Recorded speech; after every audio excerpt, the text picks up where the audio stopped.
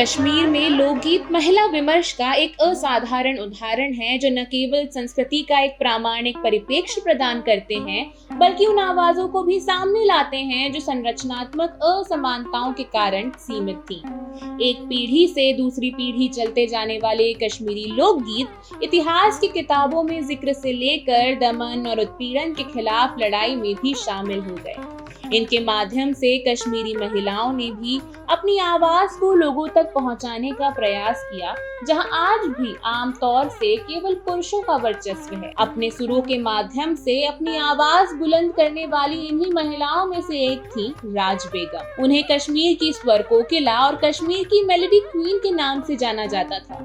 तो आइए आज फेमिनिज्म इन इंडिया के इस वीडियो में हम राज बेगम और बतौर गायिका उनके जीवन से रूबरू होते हैं। 27 मार्च 1927 को श्रीनगर के मगरमल बाग में जन्मी राज बेगम का परिवार अवध के नवाबों के शाही दरबार का हिस्सा था। उनके पिता सारंगी वादक और एक प्रमुख गायक थे और उनकी मां नसीरुन निदा बेगम एक प्रतिभाशाली गायिका थी। उनका सफर बतौर गायिका बचपन से ही शुरू हो गया था जब उन्होंने शादी ब्याह में गाना शुरू किया। इसके बाद वे कश्मीर में सबसे शक्तिशाली महिला आवाजों में से एक बनकर उभरी। 1954 में गुलाम कादर लंगू ने राज बेगम को रेडियो जगत से रूबरू करवाया। इसके बाद उन्होंने रेडियो कश्मीर में गाना शुरू किया और अपने अद्वितीय और मधुर गायन की वजह से उन्होंने लोकप्रियता हासिल। उन्होंने गुलरेज में सफलतापूर्वक गीत प्रस्तुत किए और 1986 तक रेडियो कश्मीर के साथ गाती रही।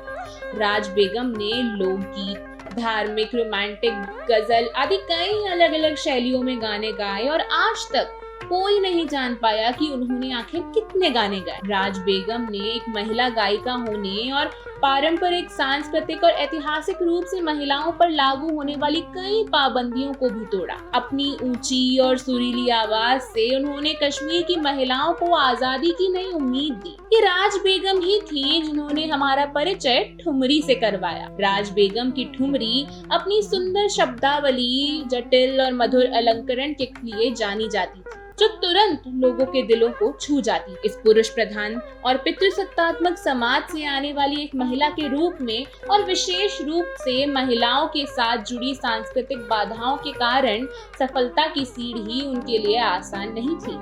18वीं और 19वीं शताब्दी में महिलाओं को सार्वजनिक रूप से गायन या किसी भी तरह के परफॉर्मिंग आर्ट से जुड़ने की आजादी नहीं थी।